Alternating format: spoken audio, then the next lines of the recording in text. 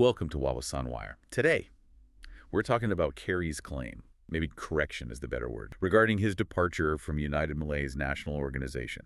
This is quite the political drama playing out very publicly. And Khairy Jamaluddin, he's really pulling no punches, is he? Going right after the leadership on this. Oh, absolutely. What's really fascinating, I think, is how he's actively correcting the political record here. This isn't just about, maybe coming back to the party. It's about forcing some key figures to actually confront why he left in the first place, or rather, why he says he was made to leave.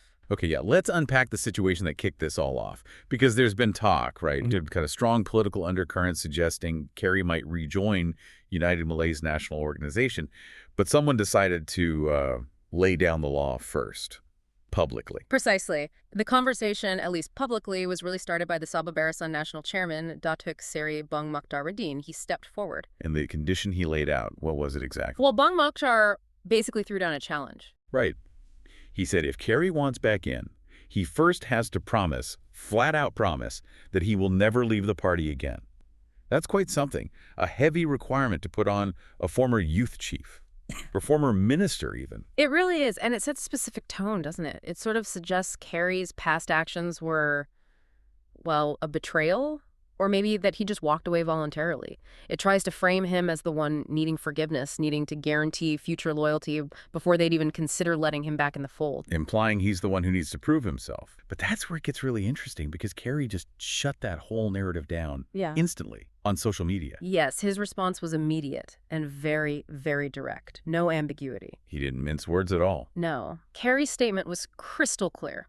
He stressed that he never, ever voluntarily left the United Malay's national organization. He explicitly said, and this is the key part, I never left United Malay's national organization. It was you who kicked me out. Bam. That one line just completely shifts the political dynamic around why he's been absent, doesn't it? He's essentially telling the leaders involved, and the public too, please do not tamper with history. That's a powerful charge. A direct accusation, really, aimed right at the current leadership. Absolutely. It forces accountability for the expulsion. Khairy is flatly refusing to let them say he abandoned ship. He's insisting, very forcefully, that they're the ones who threw him overboard. So what does all this mean, then? For the party, for United Malay's national organization, and for Khairy's own future? He's been getting tons of messages, apparently, asking about his plans, but he seems to be holding his cards close for now.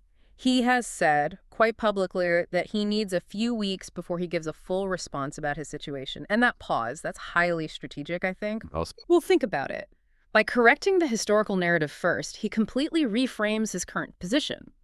Now, if he does decide to return, it's not framed as, the prodigal son coming home asking for forgiveness. Instead, it becomes a necessary political negotiation following what he portrays as a wrongful expulsion. It's a much stronger footing for him. Yeah, that makes sense. And that pause keeps him in the headlines, doesn't it?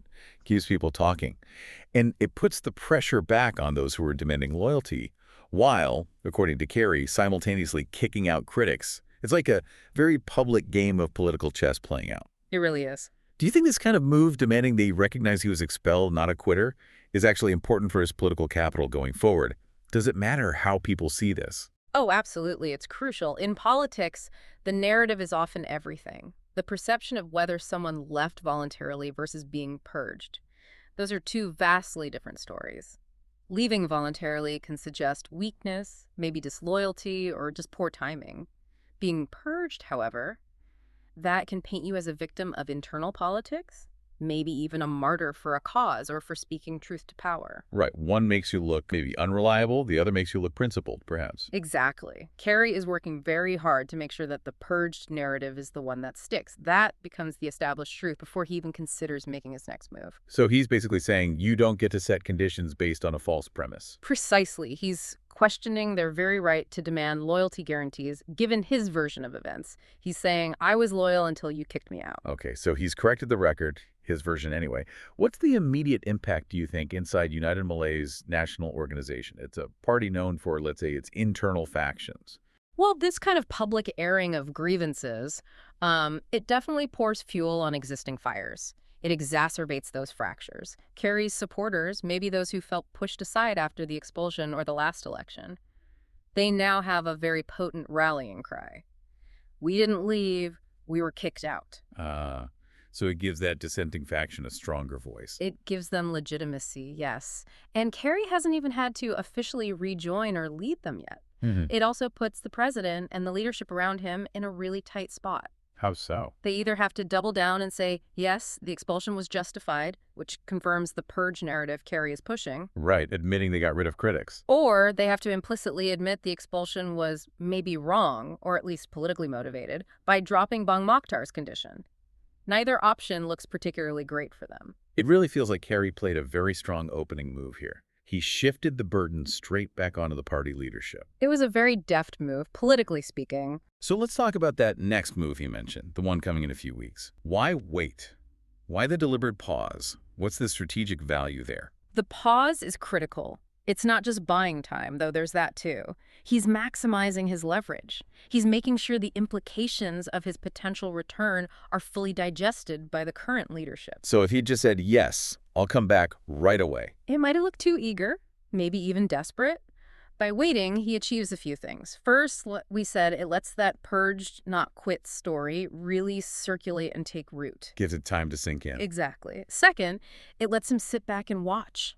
See how the party reacts internally. See who speaks up for him, who tries to shut down the conversation. It lets him gauge the temperature. It's like he's letting the market decide his value before he commits. That's a good way to put it.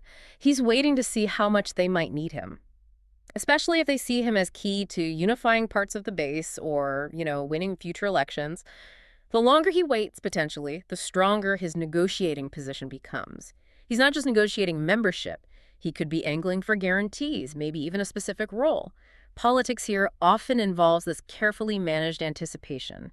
Khairy's playing that game very well right now. So the bottom line is, if he does return in a few weeks, it won't be him accepting their initial terms. Almost certainly not. It'll likely be because the leadership has had to adjust their position to accommodate his demand for, let's call it, historical clarity. It would be a return largely on his terms then. That seems to be the goal, yes. And we have to remember, in a party like United Malay's national organization, admitting a high-profile expulsion was politically motivated, not actually deserved. That costs the current leadership face. It costs them legitimacy. Khairy is essentially demanding a public, or at least implicit, mea culpa before he even considers re-engaging fully. It's less about pure party unity right now, and more about him rebuilding his political capital, perhaps at the expense of the current leadership's credibility. This really shows, doesn't it, that whatever led to Khairy's removal, that conflict is still very much alive. It's raw. It's unresolved, no matter what some headlines might suggest about reconciliation. Not resolved at all. This situation highlights that deeper power struggle, maybe even ideological differences within the party. Khairy's move ensures that any talk about the party's future now has to acknowledge the recent past, specifically the leadership's actions in silencing critics like him. He's made the price of reconciliation, potentially, the public acceptance that he was wronged. Which completely flips the script. The question isn't just if he'll return, but under whose terms? And maybe more importantly, whose version of recent history ends up being accepted? Exactly. The whole discussion has shifted. It's less about Khairy proving his future loyalty and more about whether the current leadership can convince people like him and his supporters that the party is now worthy of their loyalty again.